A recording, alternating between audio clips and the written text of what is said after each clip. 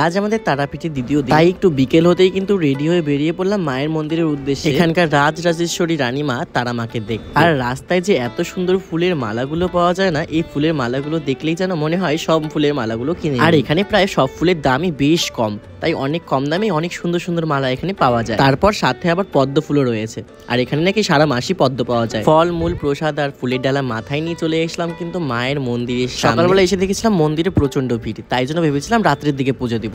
আর বিকালে গিয়েছিলাম ঘুরতে, আর ঘুরতে এসেই দেখি এত সুন্দর মন্দির ফাঁকা, তাই জন্য কিন্তু লাইনে দাঁড়িয়ে পড়লাম। লাইনে মাত্র 5 মিনিট দাঁড়াতে হয়েছিল, আর লাইন থেকে বেরিয়ে দেখি কত বড় ভিড়, আবার লাইন পড়ে গিয়েছে। আমাদের কিন্তু মায়েরকে দর্শন করার জন্য 5 মিনিটও দাঁড়াতে হয়নি, একদম ছোট্ট লাইন ছিল, সেখানে লাইন দিয়ে একদম মাকে দর্শন করে চলে এসেছি। আর আমার না কোনো সময় ভিআইপি লাইন বা কোনো টাকা দিয়ে মন্দিরে ঢুকতে কখনোই ইচ্ছা করে না। এতগুলো মানুষ লাইনে দাঁড়িয়ে রয়েছে, তার আগে আমি টাকা দিয়ে কি করে মাকে দর্শন করি?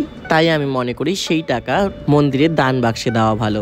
টাকা দিয়ে সবকিছু কেনা যায়, তবে ভগবানকে পাওয়া যায়। আসলে কথায় আছে না, মা মানেই সুন্দর।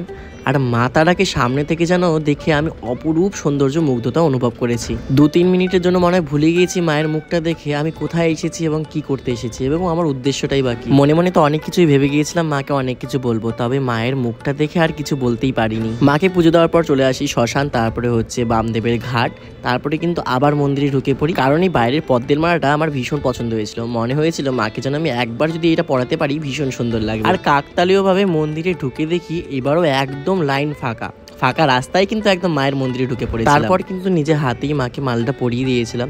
আজকের মতন এখানেই শেষ করছি। জয় মা তারার জয় লিখে যেতে অবশ্যই ভুলো না কেউ। আজকের মতন টাটা, বাই। দেখা হচ্ছে নেক্সট ব্লগে।